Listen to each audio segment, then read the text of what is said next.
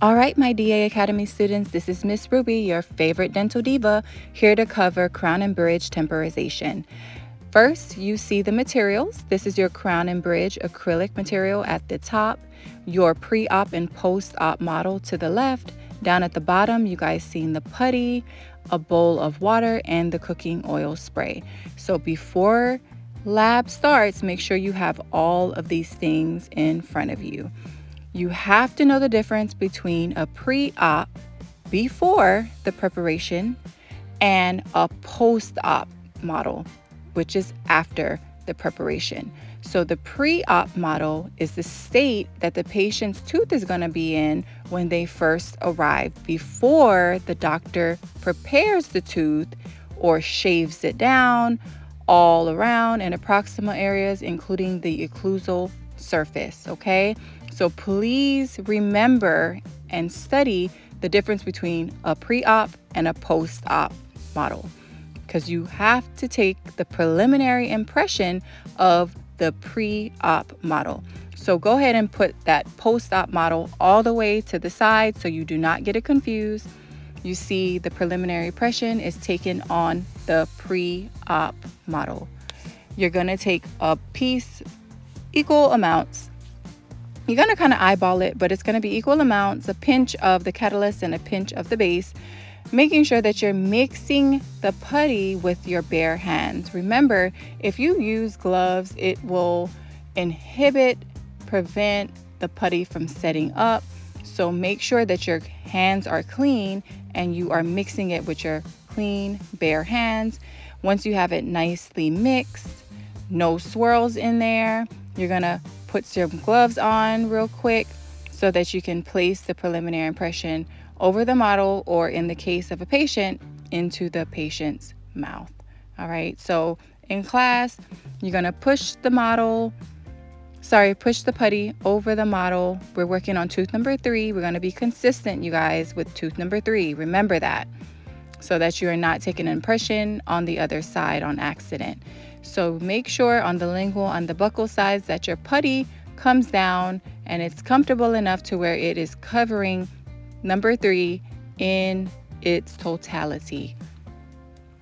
Okay, so we're waiting and waiting. It's a waiting game, making sure that the putty sets up nice and hard, making sure that it's pretty firm before we remove it. And as you can see, we got a very nice preliminary impression of tooth number 3. So we can put that model, pre-op model, to the side.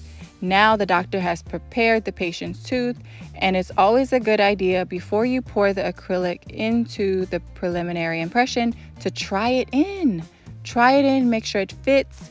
Try it in, make sure that you notice it locking into the patient's mouth before you just put the acrylic material into the impression. In class, of course, our models are very dry. It does not have the real deal feel like a patient's wet, humid mouth. So in class, we are going to submerge our post-op model in water, making sure number 3 is completely submerged in the water for at least 10 seconds. So this is what we're doing here. Placing our post-op model into the water for at least 10 seconds. Here, you guys will see, even after I spray it with one tiny spray of the cooking oil, we just want to prevent the acrylic from getting stuck on our model, because it can do that just because the model, again, it's a cast model. It's very dry. Unlike the mouth of our patient, it is very humid. We're not going to have any issues with it sticking. Here, I'm not drying it. I'm just patting all of the excess water and the excess cooking oil. Okay, so that's very good for you to do. Pat it down. You don't want to remove all of the water or remove all of the oil. You want some to be there, just not too much. You can see me sticking that mixing tip of the acrylic material into number 3. So you're filling the space of number 3 only. You do not need to fill number 2. You do not need to fill number 4. You just fill the acrylic into the space of number 3, and you seat it back onto the post-op model, making sure that it's locking all the way down. Okay, so you put some slight pressure And you should see it should be like a puzzle piece. It should lock right back into place. And then we wait.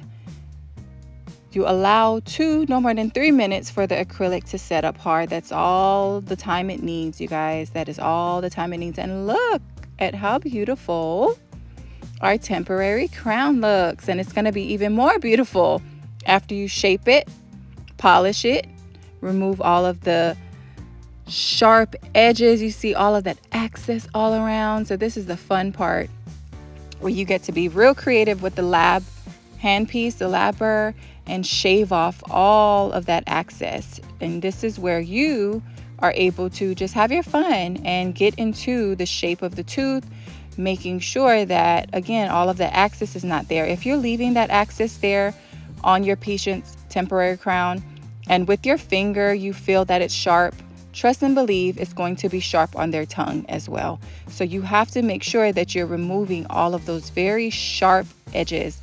And of course, your instructor is going to be there to help guide you. It's not going to be perfect. This is going to be the best job that we can do as a chairside assistant. This is not a custom fabricated crown, lab crown. This is a chairside temporary crown, okay?